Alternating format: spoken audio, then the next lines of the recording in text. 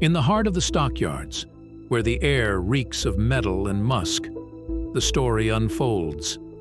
It's a tale not many dare whisper, about a place where cattle aren't the only things led to slaughter. Chicago's underbelly, a landscape of shadows and secrets, is where our story breathes. I find myself navigating the maze of pens and slaughterhouses, the clang and bellow of cattle filling the air. The ground beneath my boots is slick, a mixture of mud and something far less savory. This is where journeys end, not just for the cattle, but for some far less fortunate souls. There's a group here, a shadow within shadows, known by those who dare not speak their name. They're a sinister ensemble, dealing in the currency of silence and fear. I've seen their handiwork, bodies made to disappear, whispers turned into silence. Tonight the air feels heavier, charged with an unspoken dread. They've noticed me, curious about the newcomer who listens too closely, whose eyes linger too long. An invitation arrives, veiled in the promise of whiskey and tobacco, the comfort of old vices meant to disarm. The office is dim, the atmosphere thick with the scent of tobacco and a hint of danger. I'm offered a seat, a drink, a momentary reprieve from the chill outside.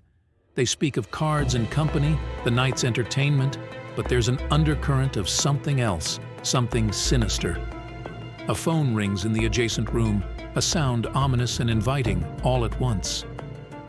My heart races, the stories I've heard playing vividly in my mind.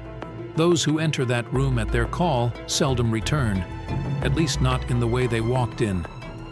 The bolt gun, an instrument of efficiency in the slaughter of cattle, becomes a tool of silence for those who've seen too much. Panic whispers at the edge of my thoughts. The group watches me, their eyes a mix of amusement and anticipation. I weigh my options, the danger of knowing too much against the peril of unseen threats. The phone continues to ring, a call I'm urged to answer. With every ring, the story of the stockyards unfolds further, a narrative written in blood and silence. It's a tale of those who vanish, consumed by the hunger of secrets and the appetite of the stockyards.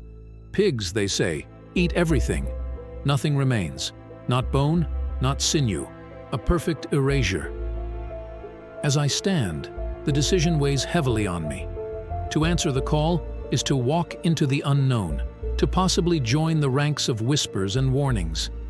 Yet in this moment of dread and decision, I realize the power of stories, the ones we tell and the ones told about us. The phone's insistent ringing fills the room, a harbinger of fate or perhaps just another chapter in the stockyard's endless tale of horror. I take a deep breath, the smell of tobacco and fear mingling in the air, and step towards the door. But before my hand reaches the knob, I pause.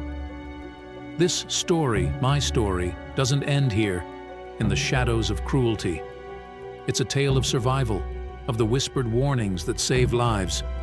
With a heart pounding in defiance, I turn away from the door, from the call I won't answer.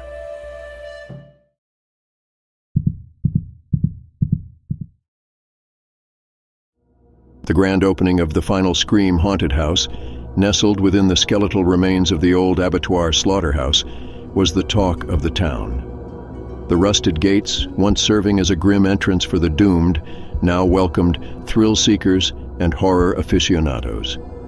The local legend of abattoir's bloody past, where whispers of unsolved disappearances and gruesome accidents once filled the air, only added to the allure. Everyone thought repurposing the slaughterhouse into a haunted attraction was a stroke of genius. Until, that is, people stopped coming out. On the first night, the air is thick with excitement and the mock howls of ghouls from within. Teenagers dare each other to brave the darkest corners, while couples cling to each other, seeking a thrill-tinged romance. The queue is snakes around the block, everyone eager for their turn to enter the dimly lit corridors of the final Scream.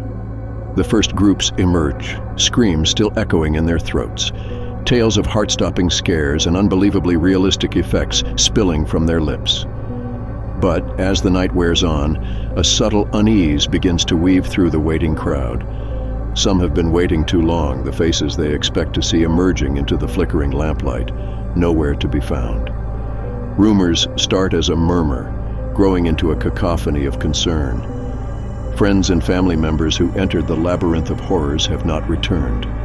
The operators, cloaked in their guise of part of the attraction, offer only cryptic reassurances, urging patience and playing up the mystery for all it's worth. But as the night turns to dawn, the horrifying truth begins to unveil itself. The haunted house, with its winding passages and rooms of terror, hides a deeper, more malevolent heart. The attractions, too lifelike, reveal themselves to be more than mere facades. The dismembered limbs hanging in the butcher's room, the figures strapped to the electric chairs, the bodies encased in the walls, not props, but the remains of those who ventured in and lost their way. Panic ensues as the true nature of the final scream is revealed.